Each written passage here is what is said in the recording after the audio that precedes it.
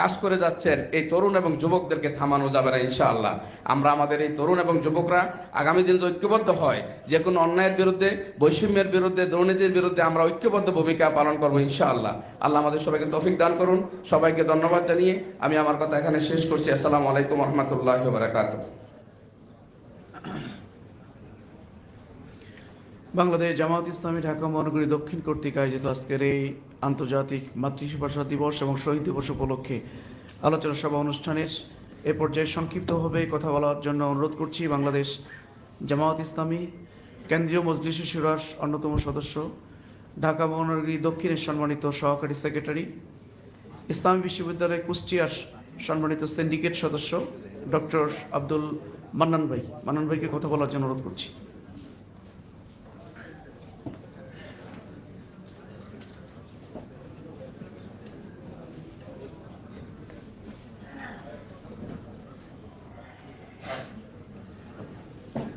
أعوذ بالله من الشيطان الرجيم بسم الله الرحمن الرحيم وما أرسلنا من رسول إلا بلسان قومه ليبين لهم فيضل الله من يشاء ويهدي من يشاء وهو العزيز الحكيم صدق الله العظيم। আজকে আন্তর্জাতিক মাতৃভাষা দিবস, ভাষা শহীদদের স্মরণে আয়োজিত আলোচনা সভার সম্মানিত সভাপতি, বাংলাদেশ জামায়াত ইসলামের কেন্দ্রীয় কর্মপরিষদ সদস্য, ঢাকা মহানগরী দক্ষিণের সংগ্রামী নায়েবে আমির আমাদের শ্রদ্ধাভাজন আব্দুস সবুর ফকির ভাই, সম্মানিত প্রধান অতিথি, আমাদের সকলের শ্রদ্ধাভাজন বাংলাদেশ জামায়াত ইসলামের সম্মানিত নায়েবে আমির অধ্যাপক মুজিবুর রহমান, উপস্থিত রয়েছেন বিশেষ অতিথি হিসেবে বাংলাদেশ জামায়াত ইসলামের সম্মানিত সহকারী secretary general doctor HM. Hamidur Rahman Azad সহ নেতৃবৃন্দ, সাংবাদিক বন্ধুরা। আমি কোরআনুল কারীমের সূরা ইব্রাহিমের 4 নম্বর আয়াত তেলাওয়াত করেছি। 4 নম্বর আয়াতে আল্লাহ তাআলা বলছেন যে আমি প্রত্যেকটা নবীকে তার কওমের ভাষায় কিতাব নাজিল করে দিয়েছি, এবং এটার কারণ হচ্ছে যে তিনি তাদেরকে এই কিতাবের ভিতরে যা আছে তার কওমের ভাষায় সুস্পষ্ট করবেন।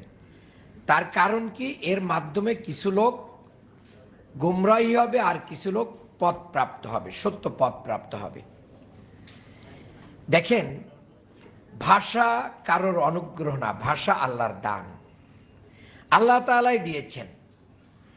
আমি বলতে চাই, বাংলাদেশে যদি আমাদের শেষ নবী কিংবা যে সমস্ত নবী রাসূলের উপরে কিতাব নাজিল হয়েছে, যে কোনো একজন নবী যদি বাংলাদেশে আসতেন, সেই কিতাবটা অবশ্যই বাংলা ভাষায় হতো, নো ডাউট।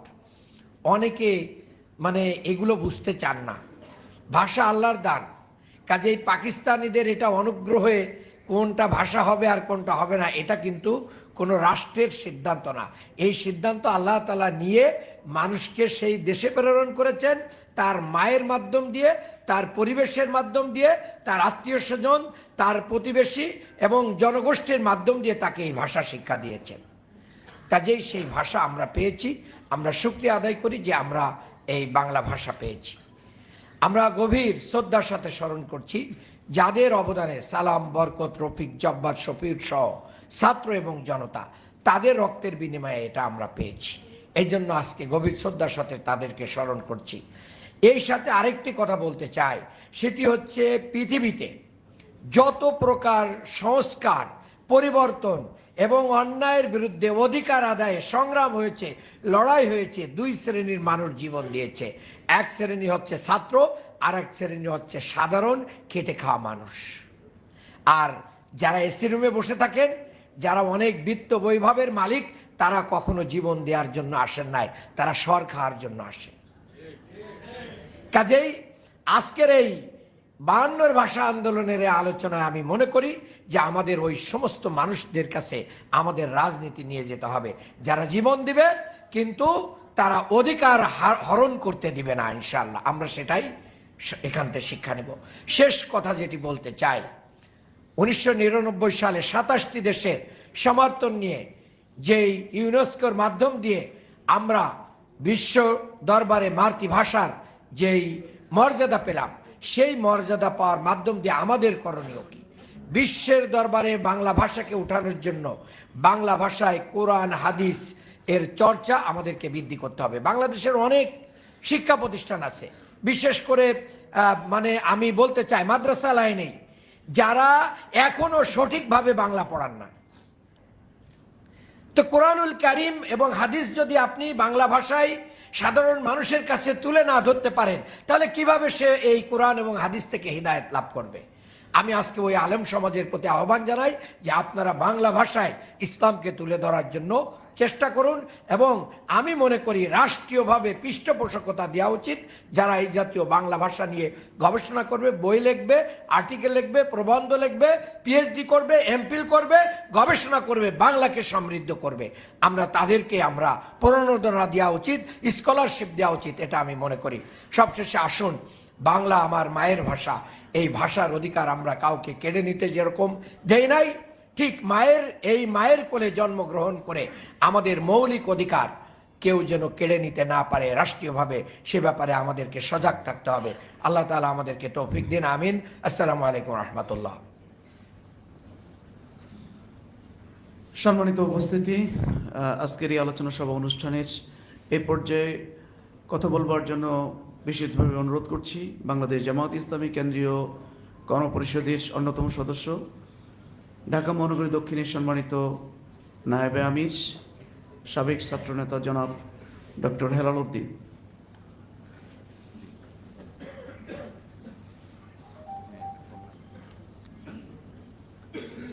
আউযু বিল্লাহি মিনাশ শাইতানির রাজিম, বিসমিল্লাহির রহমানির রহিম। আলহামদুলিল্লাহি রাব্বিল আলামিন, আসসালাতু আসসালামু আলা রাসূলিহিল কারীম ওয়া আলা আলিহি ওয়া আসহাবিহি আজমাইন। আন্তর্জাতিক মাতৃভাষা দিবস উপলক্ষে আয়োজিত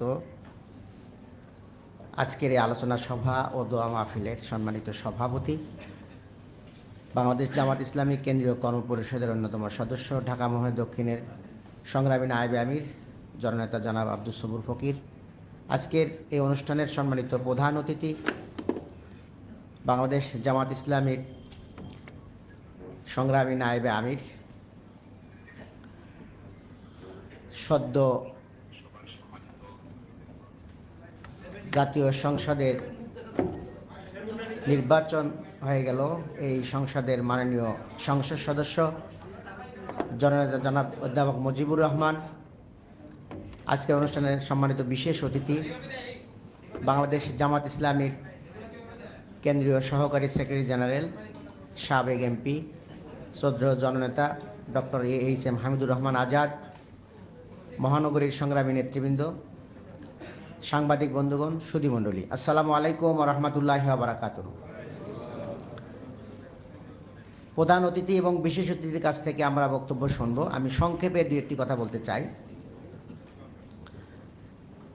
আমাদের বাংলাদেশের এই মানুষের জন্য খুবই দুর্ভাগ্য যে সঠিক ইতিহাসটা আমরা জানতে পারি না।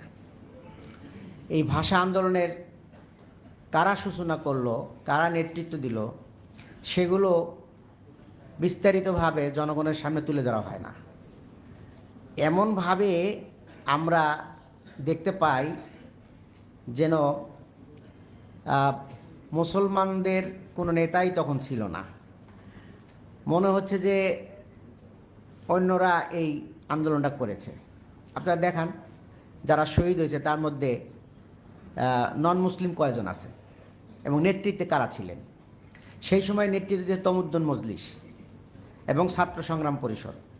তমুদ্দুন মজলিসের উদ্দেশ্য ছিল দুইটা, একটা ছিল হলো দেশকে বুদ্ধিভিত্তিক নেতৃত্ব দেওয়া, আর একটা হলো ইসলামিক সংস্কৃতির বিকাশ করা। প্রিন্সিপাল আবুল কাসেম সাহেবের নেতৃত্বে তমুদ্দুন মজলিস এই কাজটা শুরু করেন। সেই ধারাবাহিকতায় ছাত্র সংগ্রাম পরিষদ তাদের ছত্রছায়ায় কাজগুলো সেই সময় করেন।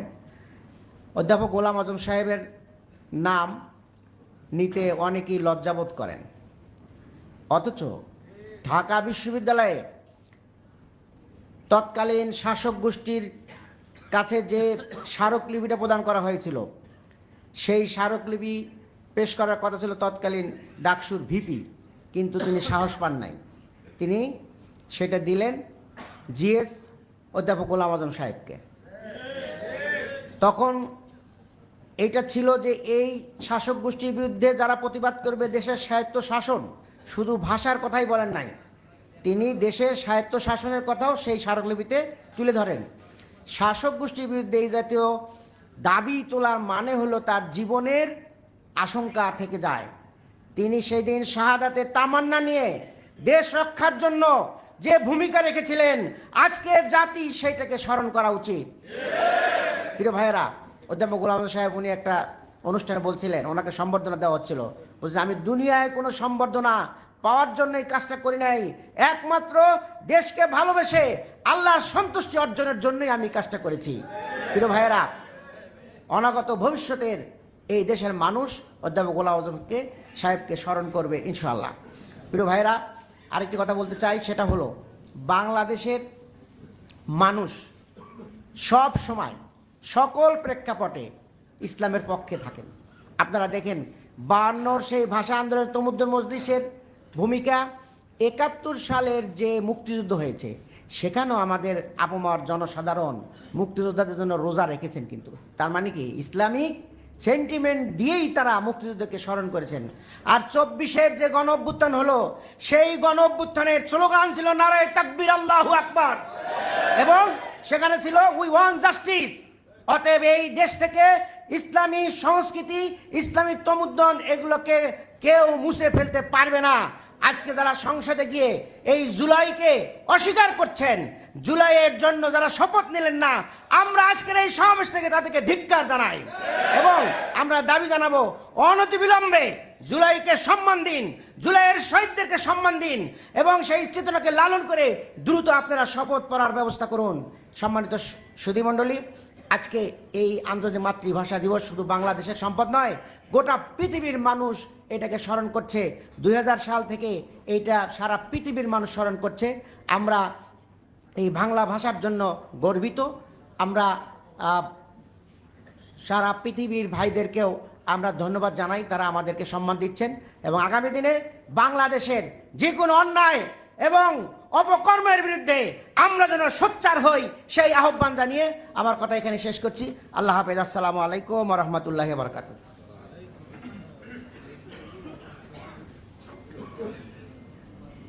বাংলাদেশ জামায়াত ইসলামী ঢাকা মহানগরী দক্ষিণ কর্তৃক আয়োজিত আজকের এই আন্তর্জাতিক মাতৃভাষা দিবস ও শহীদ দিবস উপলক্ষে আলোচনা সভা অনুষ্ঠানের এ পর্যায়ে রয়েছে বিশেষ অতিথির আলোচনা। বিশেষ অতিথি হিসেবে আলোচনা পেশ করবেন বাংলাদেশ জামায়াত ইসলামী কেন্দ্রীয় সহকারী সেক্রেটারি জেনারেল, সাবেক এমপি, সাবেক ছাত্রনেতা জনাব ASM হামিদুর রহমান আজাদ। বক্তব্য পেশ করছেন জনাব ASM Hamidur Rahman Azad. Doctor ASM Hamidur Rahman Azad.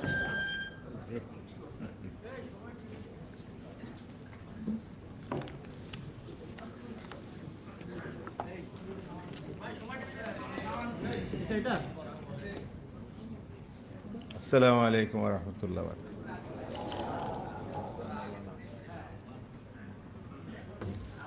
আলহামদুলিল্লাহি রাব্বিল আলামিন, আসসালাতু ওয়াসসালামু আলা রাসূলিল কারীম ওয়া আলা আলিহি ওয়া সাহবিহি আজমাইন। মহান 21 আন্তর্জাতিক মাতৃভাষা দিবস উপলক্ষে ঢাকা মহানগরী দক্ষিণ কর্তৃক আয়োজিত আজকের আলোচনা সভার জনাব সভাপতি, মহানগরী দক্ষিণের নায়েব আমির জননেতা আব্দুস সবুর ফকির, উপস্থিত আজকের প্রধান অতিথি নবনির্বাচিত জাতীয় সংসদ সদস্য, বাংলাদেশ জামায়াত ইসলামের অন্যতম নায়েব আমির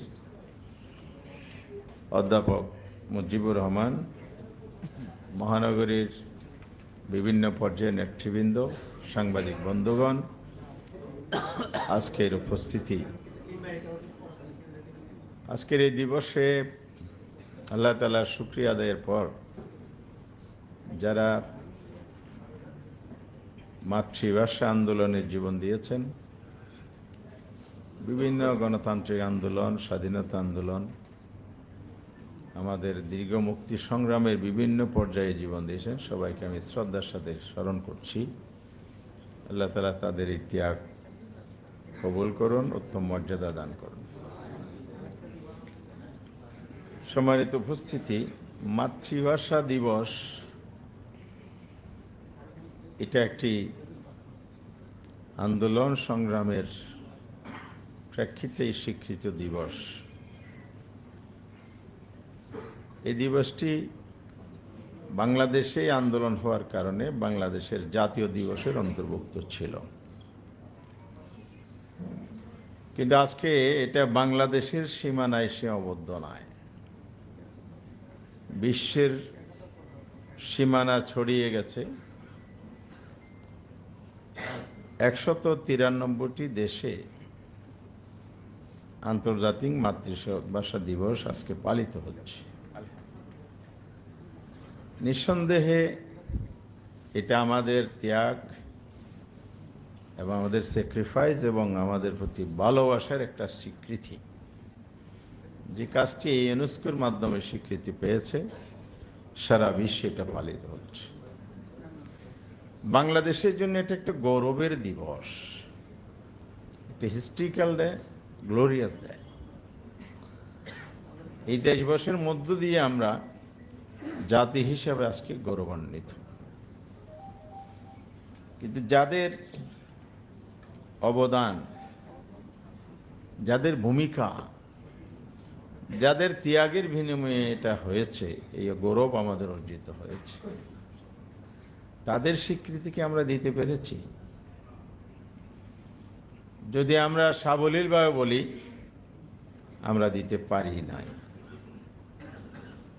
আমরা যতটুকু স্বীকৃতি দিয়েছি সেটা উদার চিত্তে নয়, সেটা একটা সংকীর্ণতার বা সংকীর্ণ মানসিকতার বহিঃপ্রকাশ ঘটিয়েছি।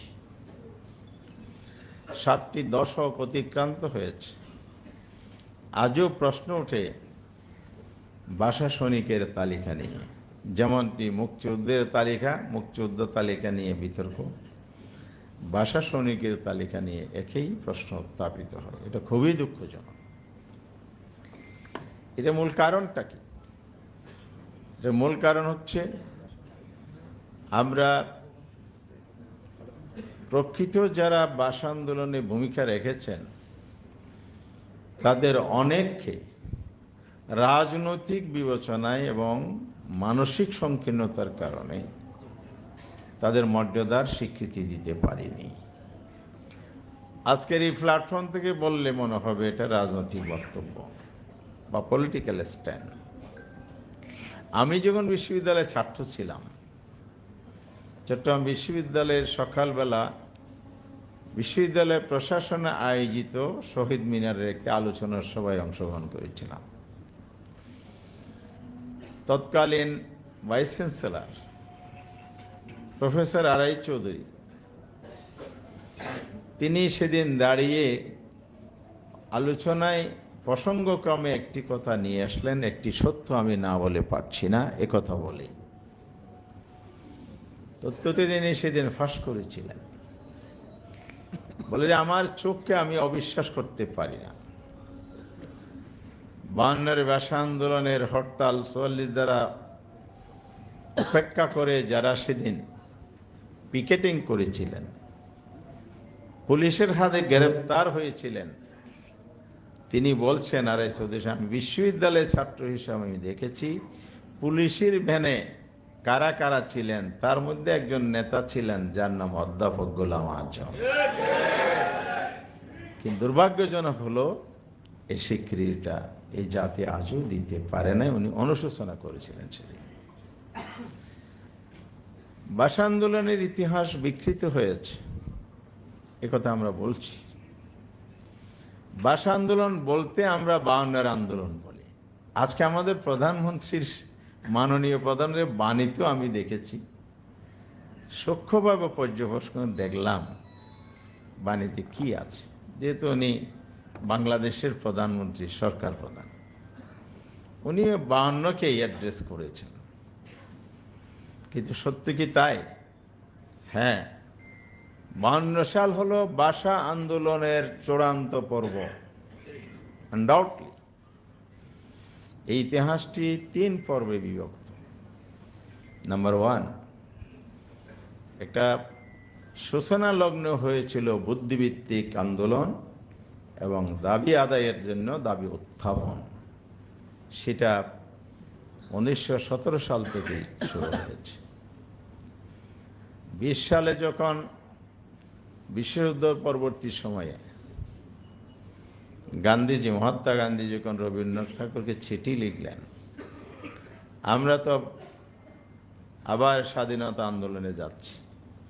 বিশ্বযুদ্ধের আগে কিন্তু স্বাধীন আন্দোলন শুরু হয়, যুদ্ধের কারণে থেমে গেছে।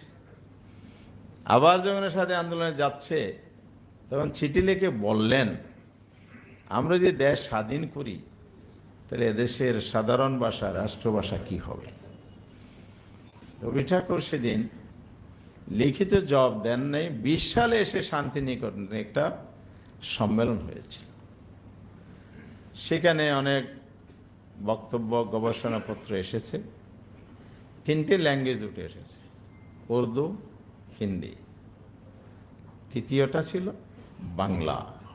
কে তুলেছেন? রবীন্দ্রনাথ ঠাকুর ওদিন লিখিত বলেন নাই, সেদিনের সভাপতির ভাষণে তিনি বলেছেন হিন্দি হবে কি মাতৃভাষা। মুসলিম লীগের স্ট্যান্ড ছিল উর্দুর পক্ষে। ডক্টর শহীদুল্লাহ তিনি স্ট্যাটিস্টিক দিয়ে বলেছেন যে উপমহাদেশে ব্রিটিশ ভারতে যারা বসবাস করছে তাদের অধিকাংশ হচ্ছে বাংলাভাষী। সুতরাং বাংলায় হওয়া উচিত রাষ্ট্রভাষা। তাহলে এই দাবি উত্থাপিত হয়েছে 1920 সালে। এরপরে 28 সালের নেহরু রিপোর্ট ইতিহাসের বিভিন্ন পর্যায়ে আছে। স্বাধীন হওয়ার আগ পর্যন্ত 47 সালে দাবি দেওয়া, লেখালেখি নানাভাবে একটি ইতিহাস আছে বুদ্ধিভিত্তিক আন্দোলন হিসাবে। দেশ স্বাধীন হওয়ার পরে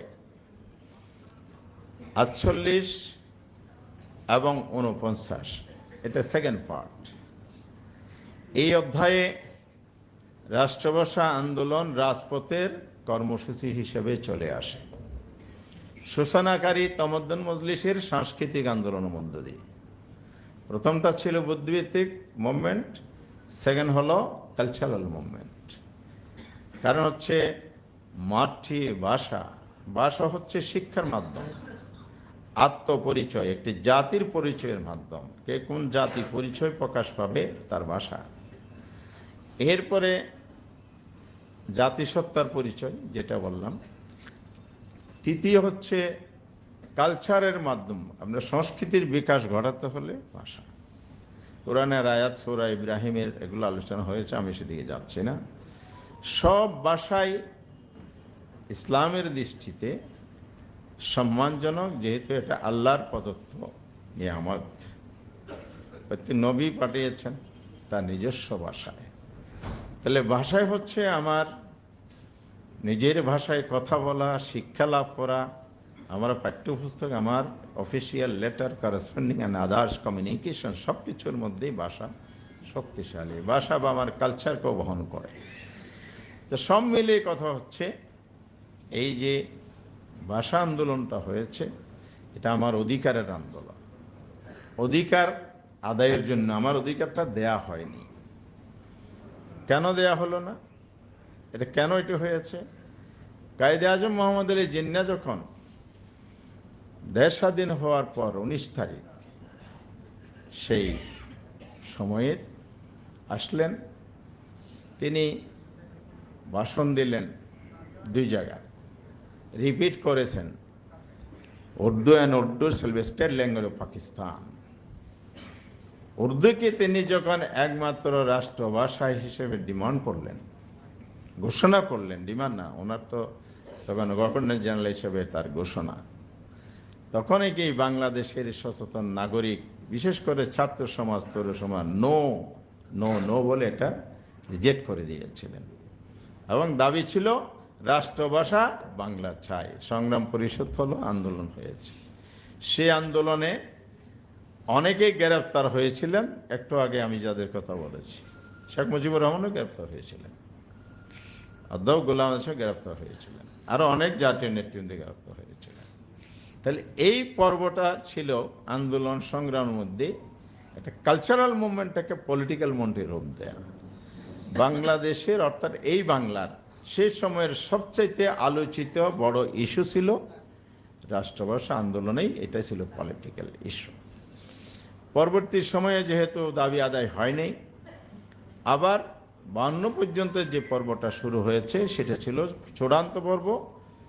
প্রথমে লিয়াকত আলী খান, প্রথম প্রধানমন্ত্রী পাকিস্তানের, তিনি ঘোষণা দিয়েছিলেন।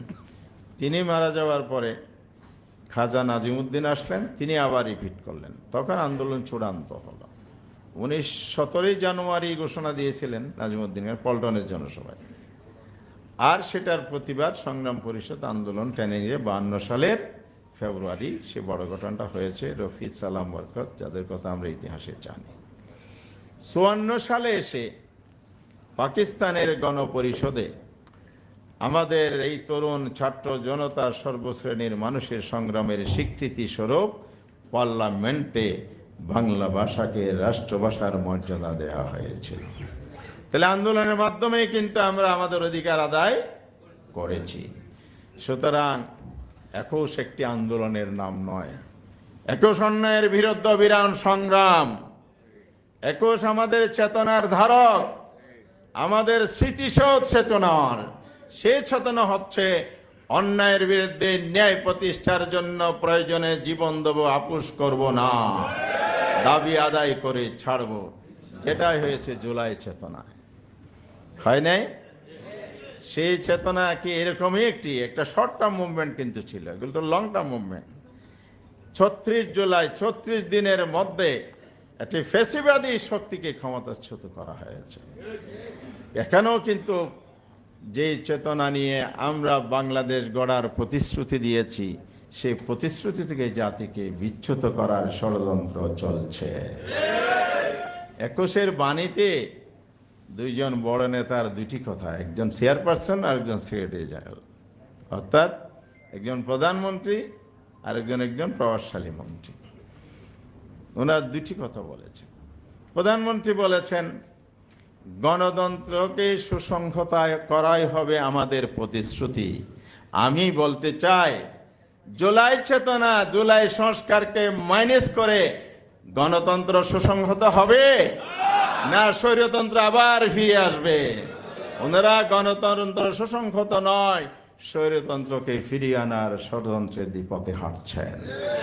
মেহরবানি করে আমরা দোয়া করি, আহ্বানও জানাই, আপনাদের মধ্যে শুভ বুদ্ধির উদয় হোক।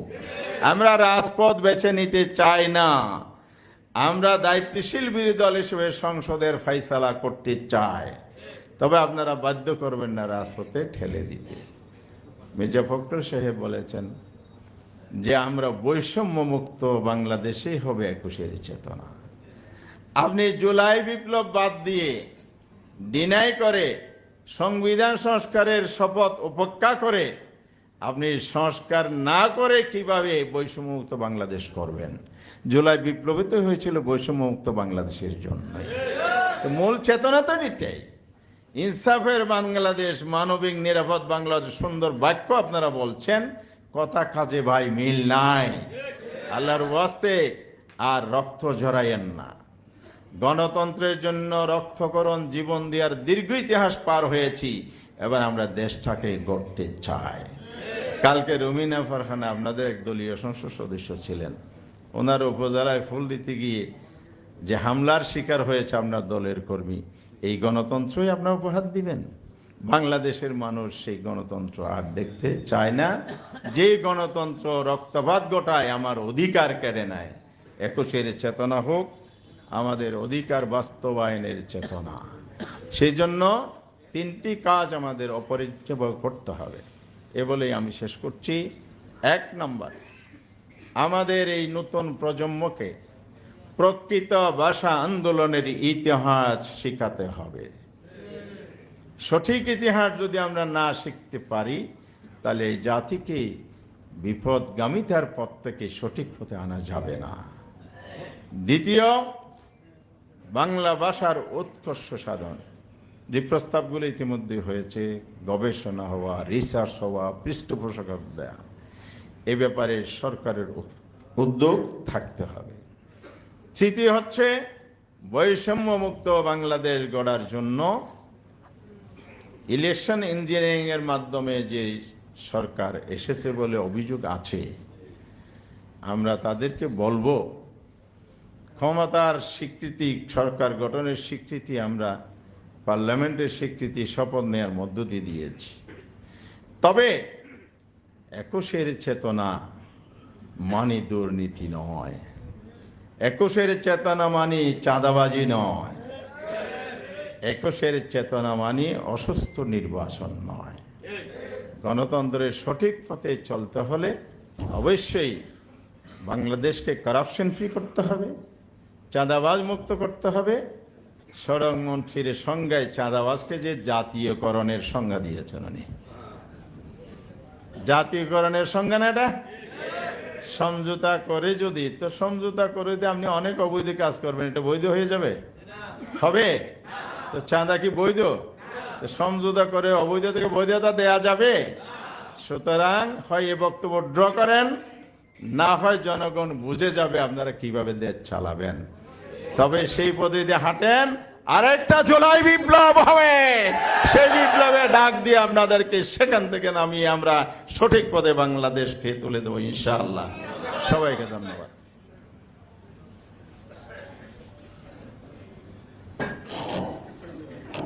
সম্মানিত উপস্থিতি, আমরা আজকের এই সমাবেশ থেকে স্পষ্ট করে বলতে চাই, সরকার যদি জুলাই সনদ বাস্তবায়নে যদি গরিবেশি করে, আমরা কি বসে থাকব? আমরা সবাই হাতি হব, যুগে যুগে লড়ে যাব। আমরা সবাই হাতি হব। আবু সাইদ মুগ্ধ, শেষ হয়নি যুদ্ধ। সম্মানিত উপস্থিতি, আজকের এই আলোচনা সভা অনুষ্ঠানে এই পর্যায়ে প্রধান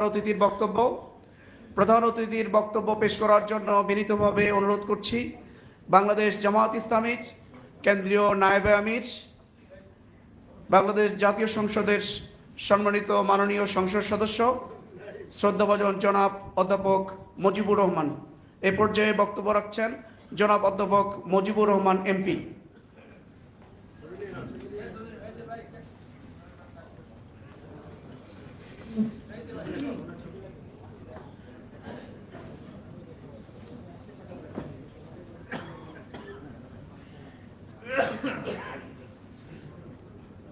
إن الحمد لله والصلاة والسلام على رسول الله وعلى آله وأصحابه أجمعين।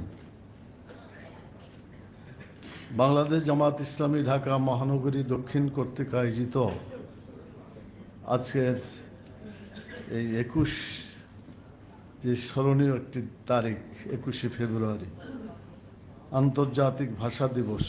এই ভাষা দিবসকে কেন্দ্র করে আলোচনা সভার সম্মানিত সভাপতি, বাংলাদেশ জামাত ইসলামী ঢাকা মহানগরী দক্ষিণের সম্মানিত নায়েবে আমির জনাব আব্দুস সবুর ফকির, উপস্থিত আছেন বাংলাদেশ জামাত ইসলামীর অন্যতম সহকারী সেক্রেটারি জেনারেল সাবেক এমপি জনাব ডক্টর হামিদুর রহমান আজাদ, অন্যান্য মহানগরী নেতৃবৃন্দ, সম্মানিত সাংবাদিক বন্ধুগণ, উপস্থিত একান্ত প্রিয় ভাইয়েরা, আসসালামু আলাইকুম ওয়া রাহমাতুল্লাহি ওয়া বারাকাতুহু। প্রথমে আল্লাহ তাআলার কাছে দোয়া করি যারা বাংলাদেশের সম্মানের জন্য বাংলা ভাষাকে বাংলাদেশে জাতীয় ভাষা শুধু নয়, শিক্ষার একটি বাহন হিসাবে প্রতিষ্ঠিত করেছেন এবং যাদের কারণে এই ভাষা একটা আন্তর্জাতিক মান লাভ করেছে, সেই সমস্ত শহীদ এবং আহত সকলের জন্য দোয়া করি আল্লাহ তাআলা যেন তাদেরকে মাফ করে দেন এবং তাদেরকে যেন পুরস্কৃত করেন। আমি প্রথম কথা বলতে চাই, কোরআন মাজিদের সূরা ইব্রাহিমের 4 নম্বর আয়াতে যে কথাটি এতক্ষণ আলোচনা আপনারা শুনেছেন, ওটাকে একটু কেন্দ্র করে একটু বলতে চাই। আল্লাহ তাআলা বলছেন, বিসমিল্লাহির রহমানির রহিম, আমা আরসালনা মির রাসূলিন ইল্লা বিলিসানি কওমিহি লিয়ুবাইয়িনা লাহুম। আল্লাহ তাআলা কোন নবী প্রেরণ করেন নাই, অর্থাৎ সকল নবী প্রেরণ করেছেন সে দেশের যে ভাষা, সেই ভাষাভাষী করেই আল্লাহ তাআলা নবীকে পাঠিয়েছেন। লিয়ুবাইয়িনা লাহুম, যাতে এই কথাগুলো বিস্তারিত ব্যাখ্যা করে মানুষকে বুঝাতে পারেন। সেজন্য স্বজাতির মধ্যে স্বজাতির নবীও পাঠিয়েছেন আল্লাহ তাআলা, ভাষা এক করেই পাঠিয়েছেন। ফায়ুজাল্লুল্লাহু মাইয়াশা ওয়া ইয়াহদি মাইয়াশা ওয়া হুয়াল আজিজুল হাকিম। এটা জানার পরে কিছু লোক গুমরাহ হবে, জানার পরেও গুমরাহ হতে পারে, আবার আল্লাহ তাআলা হেদায়েতও করেন। তো মূল কথা হচ্ছে, যে কোনো জিনিস বোঝার জন্য আগে সেটা পড়তে হয়, আর সে পড়াটা বুঝে বুঝে পড়া হতে পারে। এখন কোরআন মাজিদ নাজিল করা হয়েছে, আল্লাহ তাআলা নাজিল করেছেন আরবি ভাষায়। আমরা যদি এটাকে বুঝতে চাই তাহলে অবশ্যই আমাদের ভাষাতে বুঝতে হবে। মাতৃভাষা, সকলের মায়ের কথাকেই বলা হয় মাতৃভাষা। মা আমাকে শিখিয়েছেন, অতএব এটা মাতৃভাষা। এখন আমাদের দেশে মহাবিদ্যালয় আর কলেজ, কোনটাকে মাতৃভাষা আপনি বলবেন? যদি বলেন মহাবিদ্যালয়, মা এটা আমাকে শিখাই না, আমাকে কলেজটা শিখিয়েছে। বাস্তবতা এটাই, যেটা বোঝা যায় সেটাই ভাষা, যেটা বোঝা যায় না ওটা আমার ভাষা নয়। এই সূত্র ধরে যদি আগায় তাহলে আমাদেরকে এই দিবস থেকে কিছু শিক্ষা গ্রহণ করতে হবে। আমাদের ডক্টর হামিদুর রহমান আজাদ ভাই বিস্তারিত কথা বলেছেন, আমি বিস্তারিত যেতে চাই না। আমি প্রথম যেটা বলতে চাই, ভাষা আল্লাহর নিয়ামত, আর আল্লাহর নিয়ামত এই ভাষাকে সত্যিকার শুকরিয়া আদায় করতে হলে আল্লাহর প্রেরিত কিতাবকে বুঝতে হবে, পড়তে হবে, জানতে হবে। এবং শুধু জানাই সীমাবদ্ধ নয়, এটাকে আমাদের জীবনকে সেভাবে জীবনে বাস্তবায়ন করার জন্য চেষ্টা করতে হবে। মুহাম্মদুর রাসূলুল্লাহ সাল্লাল্লাহু আলাইহি সাল্লাম কোরআন পড়েছেন, বুঝেছেন, বুঝিয়েছেন এবং এটাকে বাস্তবায়িত করেছেন। বাংলাদেশে কোরআন কিছু সংখ্যক লোক পড়ে, আর অধিকাংশ লোক পড়ে না। আর অধিকাংশ লোকই যারা পড়ে তাদের মধ্যে অধিকাংশ লোক বুঝে না, আর কিছু সংখ্যক লোক বুঝলেও এটাকে জীবনে বাস্তবায়ন করার কোনো প্রয়োজন মনে করেন না। আজকে এই জাহেলিয়াতকে ভাঙতে হবে। বাংলাদেশের সত্যিকার আল্লাহর নিয়ামত এই বাংলা ভাষা, এটাকে যদি সম্মানিত করতে হয়, যে আল্লাহ তাআলা ভাষা আমাদেরকে দান করেছেন, সে আল্লাহ আমাদেরকে পরিচালনার জন্য আল কোরআন নাজিল করেছেন। অতএব এই কোরআনকে বাংলা ভাষায় বুঝতে হবে এবং এটাকে বাস্তবায়ন করার জন্য সকলকে এগিয়ে আসতে হবে। এটা শুধু কিছু লোক পড়লেই হবে না, গোটা জাতি, গোটা দেশ এবং এদেশের সরকারকে বুঝতে হবে। কারণ সরকার এমন একটা বাহন, এই সরকার ছাড়া দেশের কোনো পরিবর্তন হয় না। সেই জন্য সরকারকে সেরকমই হতে হবে যেরকমভাবে আল্লাহ তাআলা এই বাংলা ভাষাকে নিয়ামত দিয়ে, নিয়ামতের একটা বিষয় বানিয়ে আল্লাহ তাআলা পাঠিয়েছেন, একইভাবে আল কোরআনকে সারা দুনিয়ার মানুষের জন্য নিয়ামত করে পাঠিয়েছেন। আমাদেরকে সেই কোরআনের ব্যাপারে শক্তভাবে অবস্থান গ্রহণ করতে হবে। আমি ধন্যবাদ জানাই যারা এই নিজেদের মাতৃভাষায় কোরআনকে অনুবাদ করেছেন, তফসির লিখেছেন, অনেকেই লিখেছেন বাংলা ভাষায়। আর আজকে তাফহিমুল কোরআন যে ভাষাটি, কোরআন মাজিদ রাষ্ট্রীয়ভাবে বাস্তবায়ন করার যে চেতনা, সেটা ডাইরেক্ট পাওয়া যায় মাওলানা সৈয়দ আবুল আলা মওদুদী রাহিমাহুল্লাহ তাফহিমুল কোরআন থেকে। এই বাংলা ভাষায় যদি এটা অনুবাদ করা না হতো, আমরা বোধহয় এটা ভালো বুঝতে পারতাম না, আমরা এত দূর আগাতে পারতাম না। সেজন্য আল্লাহ তাআলার শুকরিয়া আদায় করছি এবং নিজেদের ভাষায় কোরআনকে পড়ার যে সুযোগ লাভ করতে পেরেছি, সেই জন্য আল্লাহ তাআলাকে আবার শুকরিয়া আদায় করছি। সেই সাথে দোয়া করছি যারা বাংলা ভাষায় ইসলামকে পেশ করার জন্য চেষ্টা করেছেন এবং আমাদেরকে বিভিন্ন ভাষা থেকে অনুবাদ করে ইসলামী সাহিত্য সহ, অর্থাৎ ইসলামকে বোঝার জন্য যতগুলো লেখনী লেখা হয়েছে, যে লেখাগুলো আমরা বুঝতে পারি, তাদের সকলকে আমরা ধন্যবাদ জানাই এবং তাদের জন্য দোয়া করি। আল্লাহ তাআলা তাদেরকে যেন জান্নাতের মেহমান হিসেবে কবুল করেন, আল্লাহুম্মা আমিন। সম্মানিত ভাইরা, আরেকটি কথা বলতে চাই। যেহেতু একুশের চেতনা তো সবার মধ্যেই আছে, তো জনগণের চেতনা হচ্ছে যে বাংলা ভাষাকে সত্যিকারভাবে প্রতিষ্ঠিত করতে হবে। এখনো আমার মনে হয় কোর্টের ভাষা সম্পূর্ণ বাংলা করে নেই, সম্পূর্ণ কোনো বেশি সংখ্যকই ইংরেজিতে করা হয় আমার যতটুকু জানা আছে। কি আপনারা কি এটা উপলব্ধি করেন? তো এটা বলা হয়েছে করার জন্য, কিন্তু আজ পর্যন্ত এটা বাস্তবায়িত হয় না। এরপরে আমরা দেখি যে অন্য ভাষায় কথা বলতে মানুষ একটু বেশি মনে করে যে আমি একটু ভালো কিছু জানি, এই জন্য বাংলা ভাষায় না বলে ইংরেজিতে ওটা বলে দেয়, মনে করে যে সে অনেক বেশি মর্যাদাবান। আমরা বলবো এই মর্যাদা যারা জাহির করতে চান, এটা সত্যিকার কোনো মর্যাদা নয়। বাংলা ভাষায় কথা বলে মানুষকে বোঝাতে পারলেই সেটাই সবচেয়ে সম্মানিত ভাষা বলে আমরা মনে করি। তো এই জন্য আমি আজকে দাবি করব, বাংলা ভাষার সর্বস্তরে বাংলাদেশে বাংলার ব্যবহারটা সর্বস্তরে প্রচলন করা দরকার। এটা দেরি করা মোটেও উচিত হচ্ছে না। এটা কেন হচ্ছে না, এর জন্য দরকার হলে অনুসন্ধান কমিটি করেন। অনেক দিন থেকে আগে বলা হয় সর্বস্তরে বাংলা চাই, সেই স্লোগান তখন থেকেই 52 থেকেই তো আমরা এটা বলে আসছি, কিন্তু হচ্ছে না কেন? এই জন্য কথা আর কাজ যদি একমত না হয়, সে জাতি কখনো উন্নতি করতে পারে না। বাংলাদেশ তার অন্যতম একটি উদাহরণ। সেজন্য আমি সরকার সহ সকল সংস্থা যারা ভাষা নিয়ে চর্চা করে তাদের ব্যাপারে আমি এই কথাটি রাখলাম যে আমাদের কথা এবং কাজকে এক করতে হবে। আল্লাহ তাআলা এই ব্যাপারে খুব সাবধান করে বলেছেন যে লেমা তাকুলুনা মা লা তাফআলুন, কেন তোমরা ওই কথা বলো যা তোমরা করো না। কাবুরা মাকতান ইনদাল্লাহ আন তাকুলু মা লা তাফআলুন, it is heinous offence to Almighty Allah that you will say but you do not do. এটা হতে পারে না কখনো। তো সেজন্য আমি এটা বলতে চাই, আরেকটি কথা বলতে চাই,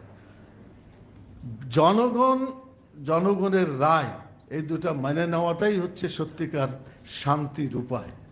জনগণের কথা যদি মানুষ না মানে, বিশেষ করে কর্তৃপক্ষ না মানে, তাহলে সেখানে অশান্তি সৃষ্টি হয়। বাংলাদেশে যে কয়েকদিন আগে ভোট হলো, একটা হলো জাতীয় সংসদের, আর একটা ভোট হলো কিসের? গণভোটের। এখন একটাতে শপথ গ্রহণ যদি সরকার করে আর আরেকটাই না করে, তাহলে এই সরকারকে জনগণ কি বলবে? কি জনগণের সরকার বলবে? জনগণের পক্ষের সরকার বলবে? কি বলবে? আমার মনে হয় জনগণ বলবে গণবিরোধী সরকার। আমি প্রধানমন্ত্রীকে বলতে চাই যে দেশটাকে শুরুতেই গোলমালের মধ্যে না ফেলে আসুন আমরা জনগণের রায় মেনে নিয়ে একে অপরের সাথে আলোচনা সাপেক্ষে দেশটাকে শান্তির একটা দেশে পরিণত করার জন্য এগিয়ে যায়। একজন জাতীয় সংসদ সদস্য নির্বাচিত হয়, আল্লাহ শুকরিয়া আদায় করছি। আর জনগণ যে আমাকে এ দায়িত্ব দিয়েছে, তার অন্যতম দায়িত্ব দেশটাকে ফাসাদ মুক্ত, অন্যায় জুলুম মুক্ত একটা সুন্দর দেশ, শান্তির দেশে পরিণত করার জন্যই জনগণ আমাদেরকে ভোট দিয়েছে। এজন্য যা করলে দেশে শান্তি হবে, যা করলে দেশে ঐক্য হবে, ঐক্য, শান্তি, শৃঙ্খলা, এই তিনটা খুবই মূল্যবান জিনিস। যে দেশে ঐক্য নাই সে দেশে শান্তি নাই। সেই জন্য শৃঙ্খলা যদি ফিরিয়ে আনতে হয় আর মানুষের অধিকার যদি প্রতিষ্ঠিত করতে হয়, ইনসাফ যেটা আমাদের দাবি ছিল, উই ওয়ান্ট জাস্টিস, এটা যদি ফিরিয়ে আনতে হয়, অবশ্যই সরকারি দল এবং বিরোধী দলকে একসাথে মিলেমিশে কাজ করতে হবে। আজকে এটা সময়ের দাবি। আমি সকল পক্ষ যারা আছেন, যেখানেই আছেন, সকলকে অনুরোধ করবো, আসুন দেশটাকে ঐক্যবদ্ধ করি, জাতিকে ঐক্যবদ্ধ রাখি এবং আমরা আলাপ আলোচনার মাধ্যমে দেশটাকে এগিয়ে নিয়ে যাই। অতীতে যে ধ্বংসযজ্ঞ চলেছে, বিশেষ করে ফ্যাসিস্ট সরকারের আমলে এবং তারও আগে হয়েছে, আর যেন এই ধরনের জুলুম, অত্যাচার, নির্যাতন রক্ত প্রবাহিত করার মতো দৃশ্য যাতে দেশকে আর দেখতে না হয়, সেজন্য এখনই সিদ্ধান্ত নেওয়ার একটা সময় এসেছে। সংগ্রামী বন্ধুগণ, আমাদের হামিদুর রহমান আজাদ ভাই কয়েকটা কথা বলেছেন, সেটা একটু রিপিট করা লাগে এবং ভালো কথাই বলেছেন। আমরা যদি জনগণের অধিকার প্রতিষ্ঠা করতে চাই, তাহলে অতীত ইতিহাস যা আমাদের শিক্ষা দেয়, সঠিকভাবে এই শিক্ষা আমাদের মাঝে আনতে হবে। দরকার হলে ইতিহাস পরিবর্তন করতে হবে। ভুল ইতিহাস দিয়ে জাতিকে বিভ্রান্ত করা যাবে না। এতদিন বিভ্রান্ত করা হয়েছে। সামনে যে ইতিহাস রচিত হবে, সঠিক ইতিহাস, সত্য ইতিহাসকে লিখে রাখতে হবে। অন্য কোনো যেগুলা মানুষ স্বার্থের অনুযায়ী লিখেছে, এগুলাকে বাতিল করতে হবে। নিঃস্বার্থ জনকল্যাণমূলক ইতিহাস আমাদেরকে রচনা করতে হবে। সংগ্রামী ভাইয়েরা, আমি কথা শেষ করতে চাই, আজান হয়ে গেছে। তো আর আমরা দ্বিতীয় যে কথাটা বলতে চাচ্ছি সেটা হলো যে এখনো যদি সময় ঠিকমতো আমরা ব্যবহার করতে না পারি, সময় চলে যায়, পরিবেশ যদি খারাপ হয়, তখন এই দেশটাকে ধরে রাখার এবং এটাকে ঠিকমতো তার মঞ্জিলে পৌঁছার জন্য আমার মনে হয় সে পরিবেশ পাওয়া যাবে না। এই জন্য সময় এখনই আলোচনা করে সিদ্ধান্ত করে গণভোটকে মেনে নিতে হবে। গণভোট যদি না মানা হয়, জনগণ তখন এই সরকারকে মানতে চাইবে না, একটা ভিন্ন ধরনের পরিবেশ হয়ে যাবে। সেই জন্য আমরা অনুরোধ করব, সময় আছে। সেদিনই নির্বাচন কমিশন শুধু শপথ পড়িয়েছে, এটা যথেষ্ট নয়। যে কোনো ব্যক্তি সংবিধানের অনুযায়ী শপথ দিতে পারে। এই সামনে নির্বাচন যেগুলা আমাদের ফলাফল হয়েছে, আমরা জামাত ইসলামীর পক্ষ থেকে আমরা কিন্তু সবটাই আমরা শপথ গ্রহণ করেছি। জাতীয় সংসদের শপথ আমরা গ্রহণ করেছি। গণভোটের যে জুলাইয়ের যে গণভোট নেওয়া হয়েছিল, সেটাও আমরা শপথ গ্রহণ করেছি। কিন্তু যারা গ্রহণ করে নাই, তারাকে আমরা অনুরোধ করব, সময় এখনো আছে, মেহরবানি করে এই শপথটা নিয়ে জনগণের কল্যাণে আসুন আমরা সবাই মিলে আমাদের প্রচেষ্টাকে নিয়োগ করি। যদি এটা না হয়, আগামী দিনে আবার দেখা যাবে যে দেশটা অন্যরকম আবির্ভূত হয়েছে। আমাদের আমির জামাত বলেছেন, যদি সঠিক পথে সরকার না চলে, যদি সত্যিকারভাবে জনগণের ইচ্ছা মতো তাদের ইনসাফ এবং অধিকার বাস্তবায়িত না হয়, তাহলে আমাদেরকে 3 ধরনের প্রচেষ্টায় অব্যাহত রাখতে হবে। নাম্বার 1, জাতীয় সংসদে বাংলাদেশ জামাত ইসলামীর তথা 11 দলীয় যে সংসদীয় দল তৈরি হয়েছে, এই 11 দলের পক্ষ থেকে সংসদে জোরালো বক্তব্য রাখা হবে, অধিকারকে তুলে ধরা হবে ইনশাআল্লাহ। 2 নম্বর যেটা দরকার, সেটা হলো জনগণ তার অধিকার বঞ্চিত হলে আবার মাঠে সক্রিয় হবে দেশের জনগণ। যেভাবে অতীতে আমরা দেখেছি, সেই রকম দৃশ্য যাতে আর না হয়, এটার অল্পতেই যাতে সমাধান হয়ে যায়, সেজন্য আমরা দৃষ্টি আকর্ষণ করছি। আর 3 নম্বর আমাদের সামনে যে পথটা আছে, সেটা হলো আদালতের মাধ্যমে যে সমস্ত অন্যায় করা হয়েছে, যা অন্যায় হচ্ছে, আমি মনে করি গণভোটটা না মানাটা, এটাও আদালতে যে সমাধান হতে পারে। এই কারণে দেশের আদালত জনগণের কল্যাণের জন্যই আছে, তারা অন্য কোনো কল্যাণের জন্য এখানে নিয়োজিত নয়। সেজন্য একদিকে আদালতে, অন্যদিকে রাস্তায়, আর অন্যদিকে জাতীয় সংসদের মাধ্যমে আমরা জনগণের দাবিকে বাস্তবায়ন করার জন্য এগিয়ে যাব ইনশাআল্লাহ। সবশেষে বলতে চাই, আসুন, বাংলাদেশ জামাত ইসলামের মূল লক্ষ্য হচ্ছে আল্লাহর কোরআন এবং সুন্নাহকে নিজের জীবনে, সমাজে, সকল জায়গায় বাস্তবায়িত করার চেষ্টা করা। আমরা আল্লাহ তাআলার এই দ্বীনের বিজয়ের জন্য আমরা যে চেষ্টা চালিয়েছি, এখন বহুমুখী চেষ্টা চালাতে হবে। আমরা দল, মত, জাতি, ধর্ম, বর্ণ নির্বিশেষে বাংলাদেশের 18 কোটি মানুষকে ঐক্যবদ্ধ করে, মানুষের আইনের দিয়ে অতীতে কখনো কল্যাণ হয় নাই, এখনো কল্যাণ হচ্ছে না। আমাদের সামনে যে সিগন্যাল দেখা যাচ্ছে, তাতে কল্যাণের ধারণাটা খুব স্পষ্ট মনে হচ্ছে না। যদি হয় আলহামদুলিল্লাহ, আর যদি না হয়, তাহলে আমাদেরকে রাসূল সাল্লাল্লাহু আলাইহি ওয়াসাল্লাম যেভাবে তিনি দিনকে বিজয়ী করেছিলেন, ব্যক্তিগত পর্যায়ে দাওয়াত দিয়েছিলেন, সাংগঠনিক পর্যায়ে এটাকে প্রশিক্ষণ দিয়ে সাহাবাদের তৈরি করেছিলেন, আর জেহাদের মাধ্যমে আল্লাহর দিনকে বিজয়ী করেছিলেন। বাংলাদেশে ইসলাম কায়েম জেহাদের মাধ্যমেই হবে বলে আমার কাছে মনে হচ্ছে। সেজন্য আমাদেরকে তৈরি থাকতে হবে। বাংলাদেশে মানব রচিত মতবাদ নয়, আগামী দিনে কোরআন সুন্নাহর আইনকে বাস্তবায়িত করার জন্য আমরা অতীতে ছিলাম, এখনো আছি, ভবিষ্যতে থাকবো ইনশাআল্লাহ। আমি আশা করি আপনাদের মধ্যে সেই সাহসিকতা, সেই ঈমান, সেই ধৈর্য এবং সেই মানসিকতা অতীতের মতোই আছে এবং আগামীতে আরো মজবুত হবে ইনশাআল্লাহ। আপনাদেরকে সেই দৃষ্টি আকর্ষণ করে এবং বাংলাদেশে আল্লাহ তাআলা যেন দয়া করে রমজান মাসের এই পবিত্র রহমত দিয়ে, যেখানে আল্লাহ তাআলা রহমতের বাড়িধারা সবসময় নাজিল করছেন, আমরা দোয়া করি আমরা যেন কঠিন পথে যেতে না হয়।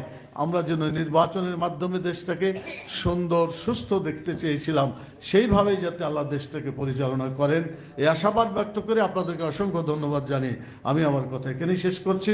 ওমা তৌফিক ইল্লা বিল্লাহ। আসসালামু আলাইকুম রহমতুল্লাহি ওয়া বারাকাতুহু। সম্মানিত ভাইরা, আমরা আন্তরিকভাবে ধন্যবাদ জানাচ্ছি সম্মানিত প্রধান অতিথিকে শত ব্যস্ততার মাঝেও আমাদেরকে সময় দেওয়ার জন্য। এ পর্যায়ে সমাপনী বক্তব্য পেশ করার জন্য বিনীতভাবে অনুরোধ করছি বাংলাদেশ জামায়াত ইসলামী কেন্দ্রীয় কর্ম পরিষদের অন্যতম সদস্য, ঢাকা মহানগরী দক্ষিণের সম্মানিত নায়েবে আমির জনাব আব্দুস সবুর ফকির ভাইকে আমি সমাপনী বক্তব্য পেশ করার জন্য অনুরোধ করছি। নামাজ শেষে নিচেই নামাজের ব্যবস্থা আছে, সেখানে নামাজ পড়বো ইনশাআল্লাহ। আসসালামু আলাইকুম রহমতুল্লাহ বারাকাতুহু। আউযু বিল্লাহি মিনাশ শাইতানির রাজিম। বিসমিল্লাহির রহমানির রহিম। আলহামদুলিল্লাহি রাব্বিল আলামিন। আসসালাতু ওয়াসসালামু আলা সাইয়্যিদিল মুরসালিন ওয়া আলা আলিহি ওয়া সাহবিহি আজমাইন।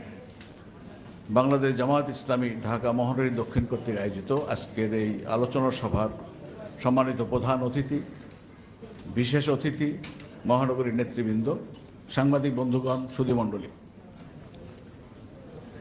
আন্তর্জাতিক মাতৃভাষা দিবস উপলক্ষে আজকের এই মাতার আলোচনা সভা প্রতি বছরই আমরা করে থাকি। পুরনো ইতিহাসগুলো আবার আলোচনা করি, জাতিকে সজাগ করার চেষ্টা করি। ইতিহাসের ধারাবাহিকতায় 21শে ফেব্রুয়ারি আছে, কিন্তু 21শে ফেব্রুয়ারির চেতনা নাই।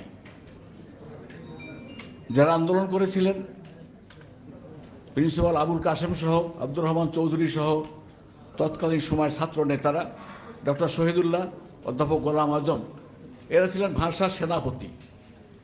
এই আন্দোলনের সেনাপতি ছিলেন তারা। ময়দানে ভূমিকা পালন করেছেন, বুদ্ধিভিত্তিক আলোচনা করেছেন, লেখালেখি করেছেন, জাতিকে দিক নির্দেশনা দেওয়ার চেষ্টা করেছিলেন।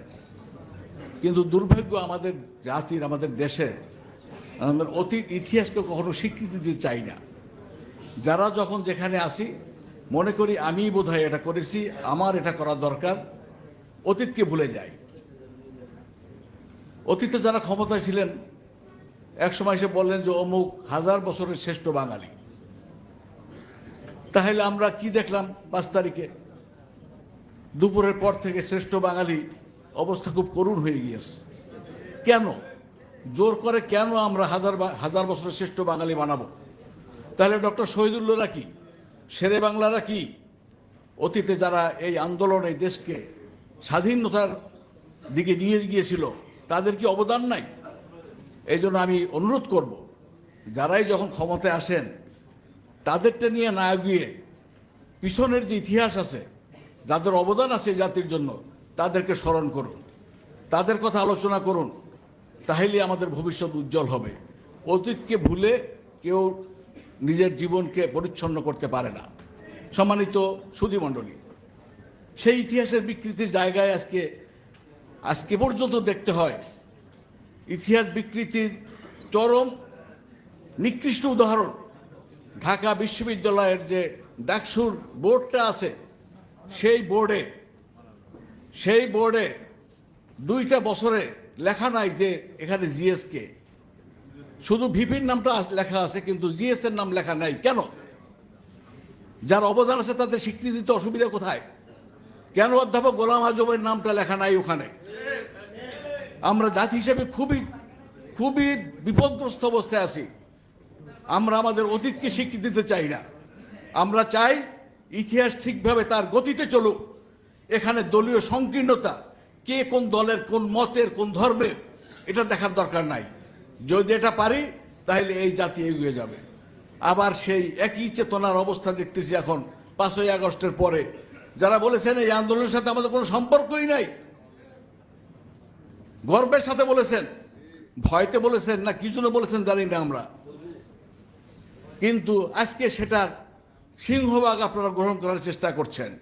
এখন ওই ইতিহাসটাকে ভুলে যাওয়ার চেষ্টা করতেছেন, স্বীকৃতি দিতে পারছেন না জুলাই সনদকে। তাহলে স্বাক্ষর করলেন কেন দক্ষিণ প্লাজায় জাতীয় সংসদের? কেন করেছিলেন বলতে হবে, জবাব দিতে হবে এই জাতিকে।